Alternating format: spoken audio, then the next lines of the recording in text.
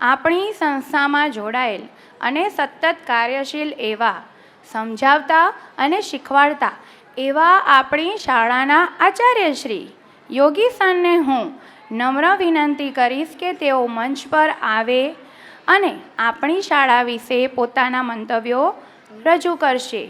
એકવાર જોરથી બોલો, જય શ્રી કૃષ્ણ. બહુ સરસ.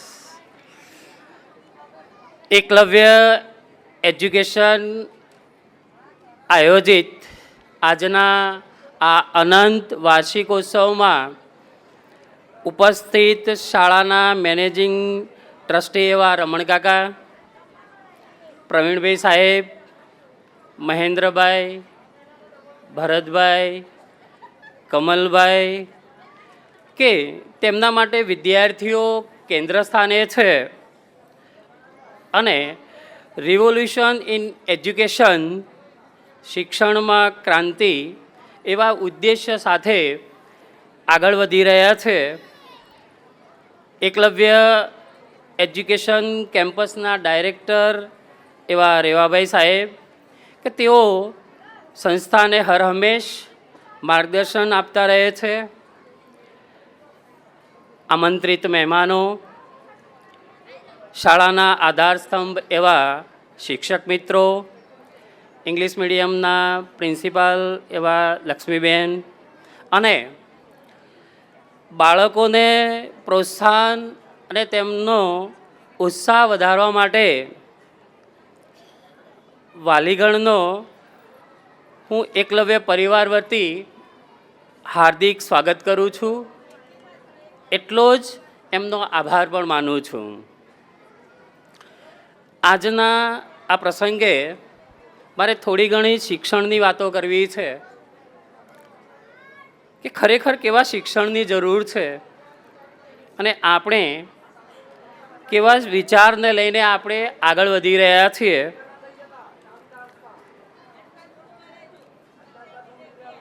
મિત્રો, આપણે સૌ જાણીએ છીએ કે અંગ્રેજોએ આપણા દેશ ઉપર લગભગ 90 વર્ષ રાજ્ય કર્યું. એ સમયે એકવાર ઇંગ્લેન્ડના રાજાએ એમના તત્વજ્ઞાની એવા લોર્ડ મેકોલોને એક પ્રશ્ન પૂછ્યો કે આપણે આ ભારત દેશને કેમ હરાવી શકતા નથી.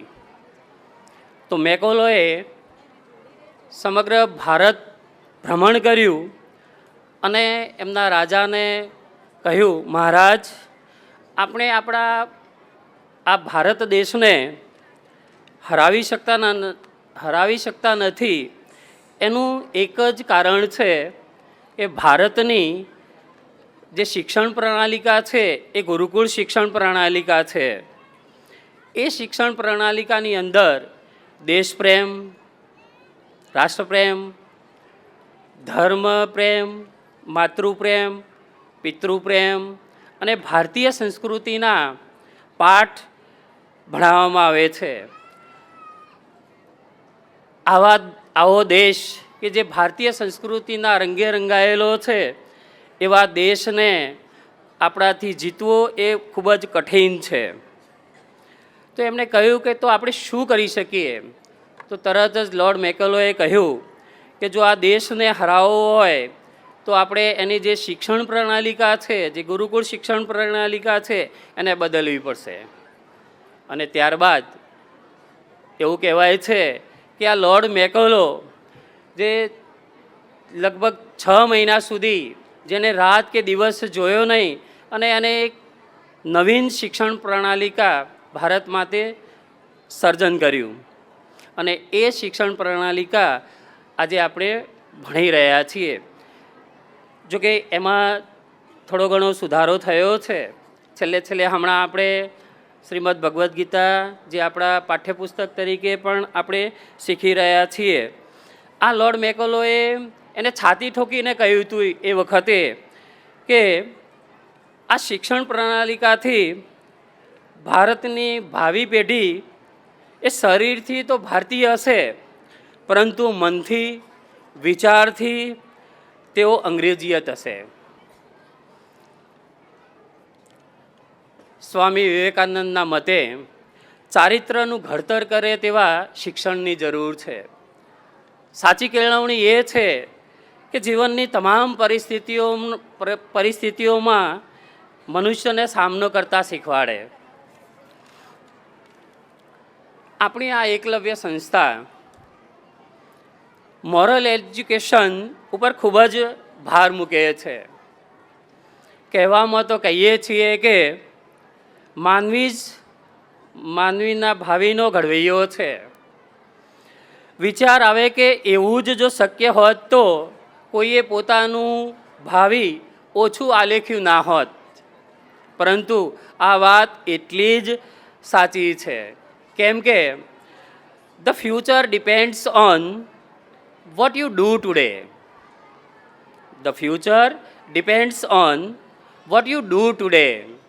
આપણું ભાવિ, આપણા બાળકોનું ભાવિ એના ઉપર નિર્ભર છે કે આજે આપણે શું કરી રહ્યા છીએ.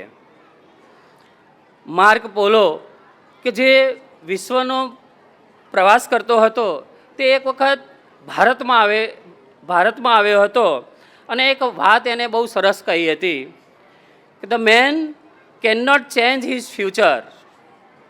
The man cannot change his future, but he can change his habits.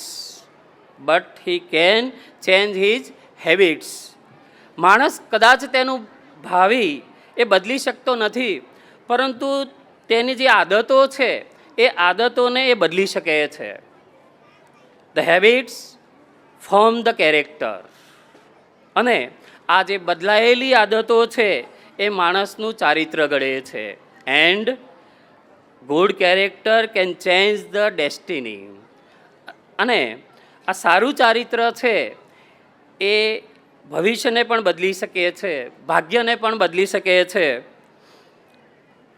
અને એટલે જ એકલવ્ય સ્કૂલ એના માટે અથાગ પ્રયત્ન કરી રહી છે કે બાળકોની જે આ આદતો છે કેમ કરીને બદલી શકાય, એના માટે ચારિત્રનું એવું તો નિર્માણ કેવી રીતે કરી શકીએ કે એ ચારિત્ર તેમના ભાવિના ઘડતર માટે ઉપયોગી થાય અને સાચા અર્થમાં બાળકો પોતાના ભાવિના ઘડવૈયા બને. આ માટે અમે આપનો સહકાર માગીશું. એટલા માટે કે આપણે સૌ જાણીએ છીએ કે એક માતા શિક્ષકની ગરજ સારે છે. વાત તદ્દન સાચી છે, 16 આના સાચી છે. એટલે જ અહીંયા વાલી મિત્રો ઉપસ્થિત છે, માતાઓ ઉપસ્થિત છે, એમની બહેનો ઉપસ્થિત છે. એમની પાસે સંસ્થા અપેક્ષા રાખે છે કે આ બાળકોના જીવન ઘડતર માટે, એમનામાં સારી આદતોનું નિર્માણ માટે, એમનામાં સારી આદતોનું આરોપણ માટે તમારો સાથ સહકાર હર હંમેશ અનિવાર્ય રહેશે. અને અમને વિશ્વાસ છે કે તમે અમને એ સહકાર આપશો જ, તો ચોક્કસ આ બાળકોનું ભાવિ સાથે મળીને ઘડી શકીશું. કોઈએ એક મહાપુરુષને પૂછ્યું, કોઈ એક યુવાને મહાપુરુષને પૂછ્યું કે હું કયા રસ્તે જાઉં તો જીવનમાં સફળ થાઉં. તો આ મહાપુરુષનો જે જવાબ હતો એ ખરેખર સાંભળવા જેવો છે. એણે એટલું જ કહ્યું કે सच्चाई के रास्ते पर चलना फायदे की बात होती है, क्योंकि उस रास्ते पर भीड़ बहुत कम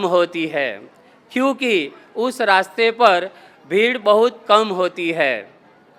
तो आओ બાળકોના સારા ભાવિના નિર્માણ માટે અને સાથે સાથે ભારત ભાગ્ય વિધાતાના નિર્માણ માટે બાળકોને સાચા અર્થમાં એમને સાચે રસ્તે ચાલતા શીખવીએ.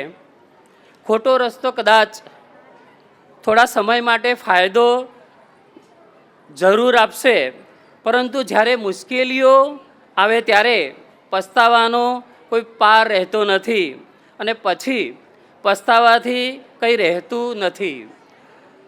તો આપણે શું કરી શકીએ? તો બસ નાના નાના પ્રયત્નો કરવાની જરૂર છે. બાળકોને નાની નાની આદતોમાં એમને ખૂબ જ પ્રેમભરી શિખામણ આપવાની જરૂર છે અને એ અમે કરીએ છીએ. તેમાં સાથ સહકાર આપવાનો છે. એક કોટ સાથે મારી વાત પૂરી કરીશ. बारिश की बूंदे भले ही छोटी हो, बारिश की बूंदे भले ही छोटी हो, लेकिन उसका लगातार बरसना नदियों का बहाव बन जाता है. नदियों का बहाव बन जाता है. વરસાદના આ નાના નાના બૂંદથી આપણને કદાચ એમ થાય કે આ નાના નાના બૂંદથી શું થશે, પણ તે જ વરસાદથી, આ નાના નાના બૂંદથી એક નદીનો પ્રવાહનું સર્જન થાય છે અને એક પૂર પણ સર્જી શકે છે. વૈસે ही हजारों छोटे छोटे प्रयत्न या प्रयास जिंदगी में बड़ा परिवर्तन ला सकता है. અને એટલે જ બાળકોની જિંદગીમાં ખૂબ જ મોટું પરિવર્તન લાવવા માટે બસ આવા જ નાના નાનો પ્રયત્નો કરવાના છે. એમને ક્યાંક રોકવાના છે, એમને ક્યાંક ટોકવાના છે અને એમ કરતાં એમનામાં સારી આદતોનું નિર્માણ કરવાનું છે.